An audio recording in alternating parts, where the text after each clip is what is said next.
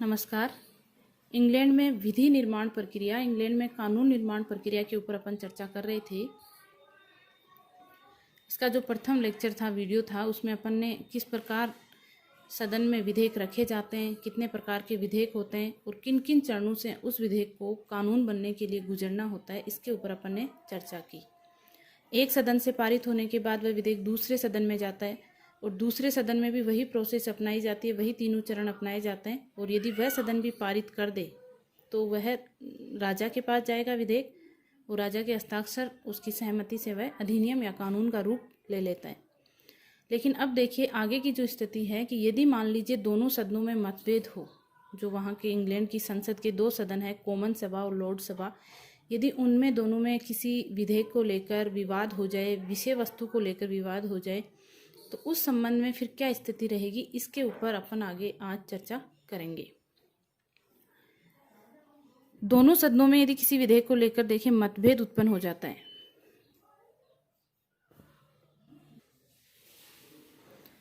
तब क्या स्थिति होती है।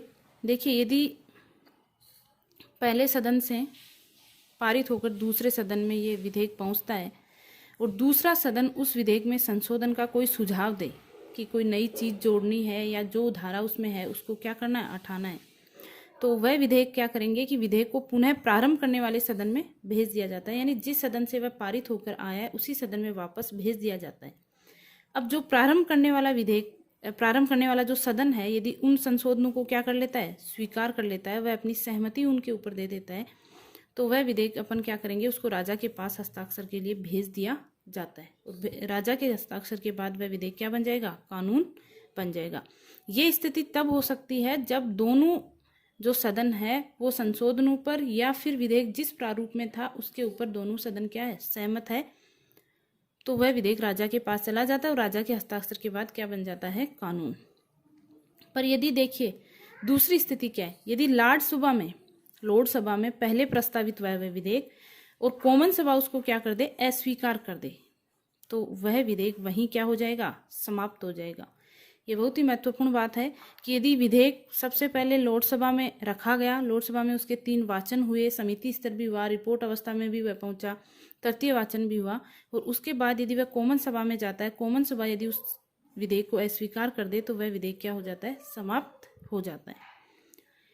तीसरी स्थिति देखिए क्या है कि यदि विधेयक कॉमन सभा में प्रस्तावित हुआ है, पहले जो विधेयक है वो कॉमन सभा में रखा गया और लॉर्ड सभा यदि उसमें कोई ऐसे संशोधन करती है जो कॉमन सभा को स्वीकार नहीं है, यानी कॉमन सभा उन संशोधनों को क्या नहीं करती, स्वीकार नहीं करती, तो कॉमन सभा क्या करेगी, लगातार 2 सत्रों में पारित कर देगी उसको, और 2 वर्ष जो सत्र हैं उनमें पारित करने के दौरान उस विधेयक में लगभग, क्योंकि वर्ष में एक बार अधिवेशन होता है, एक बार सत्र होता है संसद का, तो उनमें यदि 1 वर्ष का समय व्यतीत हो जाए तो विधेयक दोनों सदनों द्वारा पारित समझा जाएगा।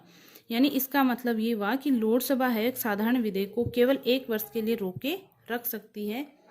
वो ज़्यादा से ज़्यादा इसमें देरी कर सकती है, 1 वर्ष की विलंब कर सकती है, लेकिन अंतिम जो शक्ति है साधारण विधेयक के संबंध में वो किसको प्राप्त है, कॉमन सभा को प्राप्त है। लॉर्ड सभा किसी भी साधारण विधेयक के लिए केवल 1 वर्ष के लिए रोके रख सकती है। यहाँ पर अपन ने देखा कि यदि लॉर्ड सभा के जो विधेयक है उसको कॉमन सभा स्वीकार कर दे तो विधेयक समाप्त हो जाता है, और यहाँ ज़्यादा से ज़्यादा लॉर्ड सभा किसी भी विधेयक को 1 वर्ष के लिए रोके रख सकती है। तो अंतिम रूप से जो शक्ति है वो किसके पास है, कॉमन सभा के पास है। ये अपन ने देखा था साधारण विधेयक के संबंध में। अपन अब देखते हैं धन विधेयक के संबंध में, जो वित्त विधेयक होते हैं उनके संबंध में क्या प्रक्रिया है। शुरू में अपन ने पढ़ा था कि जो सरकारी विधेयक होते हैं, सार्वजनिक जो विधेयक होते हैं वो 2 प्रकार के होते हैं, साधारण विधेयक और धन विधेयक।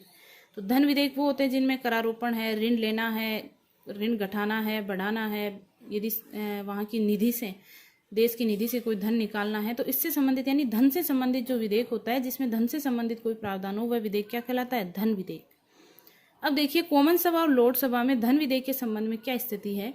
सबसे पहली बात, धन विधेयक का निर्माण वित्त मंत्री करता है। कौन करता है, वित्त मंत्री अपने वित्त मंत्रालय की सहायता से तैयार करता है, और वित्त मंत्री ही सदन में इस विधेयक को पेश करता है। यानी साधारण सदस्य, जिसको अपन निजी सदस्य के विधेयक बोलते हैं, साधारण जो सदस्य होते हैं संसद के, वो धन विधेयक को या वित्त विधेयक को सदन में नहीं रख सकते, सिर्फ वित्त मंत्री ही इस विधेयक को पेश करता है।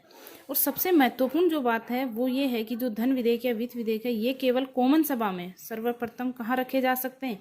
इनकी जो शुरुआत है, प्रस्तुतिकरण है, वो कहाँ हो सकता है, कॉमन सभा में। तो इसका अर्थ ये हुआ कि धन विधेयक लोकसभा में प्रस्तावित नहीं किए जा सकते, शुरुआत उनकी कॉमन सभा से ही हो सकती है। कॉमन सभा के स्पीकर के पास, जो अध्यक्ष होता है, उसके पास एक और महत्वपूर्ण शक्ति है। कोई विधेयक वित्त विधेयक है या नहीं, इसका निर्धारण या किसी विधेयक को इसका प्रमाण देना, प्रमाणीकृत करना, ये भी किसके पास शक्ति है, कॉमन सभा के अध्यक्ष के पास। कॉमन सभा का स्पीकर ही ये तय करता है कि कौन सा विधेयक वित्त विधेयक है या नहीं। एक और जो धन विधेयक के संबंध में साधारण विधेयक से अलग जो प्रक्रिया है, दूसरे वाचन के बाद अपन ने साधारण विधेयक में देखा था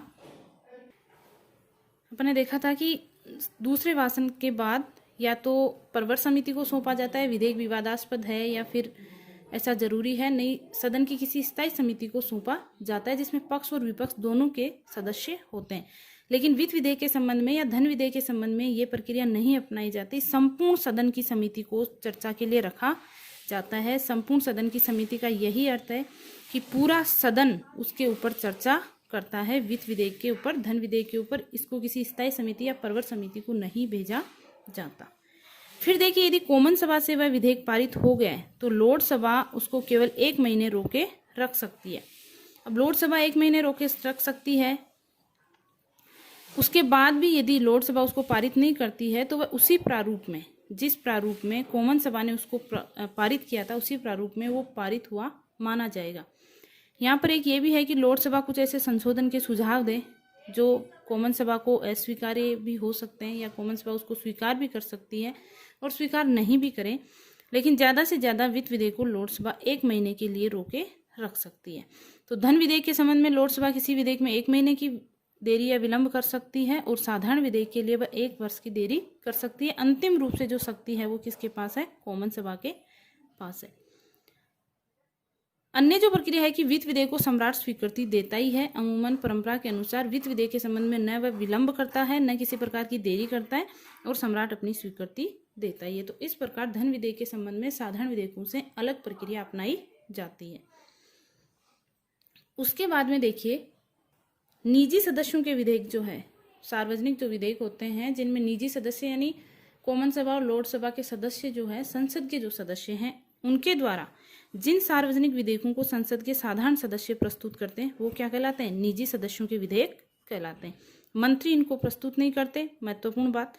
दूसरी चीज, धन विधेयक नहीं प्रस्तुत कर सकते, अन्य विषयों से संबंधित विधेयक ये रख सकते हैं, चाहे लोकसभा में भी रख सकते हैं और कॉमन सभा में भी रख सकते हैं, लेकिन धन विधेयक को छोड़कर। और मंत्री, क्योंकि अपन ने देखा था कि वित्त मंत्री जो है उसी के द्वारा वित्त विधेयक या धन विधेयक सदन में रखा जाता है। अब देखिए, निजी सदस्यों के जो विधेयक है, साधारण सदस्यों के जो विधेयक है, इनको अपने विधेयकों की जो सामान्य रूपरेखा है वो सत्र शुरू होने से पहले ही सदन के अध्यक्ष को भेजनी होती है। यानी ये अचानक से विधेयक को नहीं रख सकते कि प्रथम वाचन शुरू कर दिया जाए, प्रस्तुतिकरण शुरू कर दिया जाए। अपने विधेयक की जो रूपरेखा है वो पहले से ही अध्यक्ष को भेजनी होती है, और अध्यक्ष उसका एक निश्चित समय तय करता है कि इस दिन इसको रखा जाएगा। अमूमन जो वहाँ पर है, निजी सदस्यों के विधेयक केवल शुक्रवार को ही प्रस्तुत किए जाते हैं, फ्राइडे को ही वह रखे जाते हैं।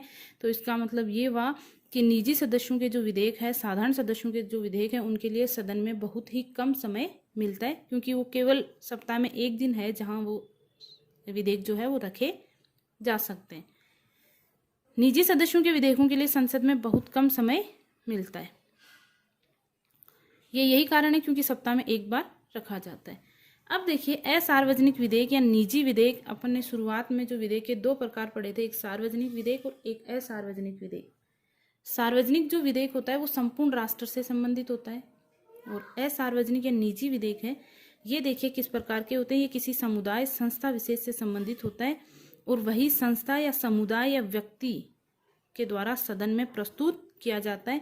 ये इंग्लैंड में एक बहुत ही महत्वपूर्ण व्यवस्था है। अपने यहाँ पर भी संसदीय व्यवस्था है। भारत में इंग्लैंड की संसदीय व्यवस्था का अनुकरण अपन ने किया, लेकिन अपने यहाँ पर नहीं है कि देश का कोई आम नागरिक सदन में उस विधेयक को रख सके, किसी विधेयक को।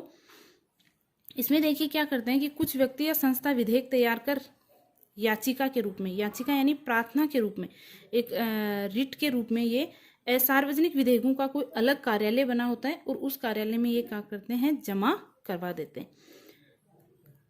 विधेयक का प्रारूप प्रार्थना पत्र के रूप में तो जमा कराते ही हैं, साथ ही उतनी धनराशि भी ये साथ में जमा करवाते हैं जितनी उस विधेयक के निर्माण में व्यय होने की, खर्च होने की क्या होती है, संभावना होती है कि इतना पैसा इसके निर्माण में व्यय होगा, तो उतनी धनराशि उनके द्वारा उस कार्यालय में जमा करवा दी जाती है।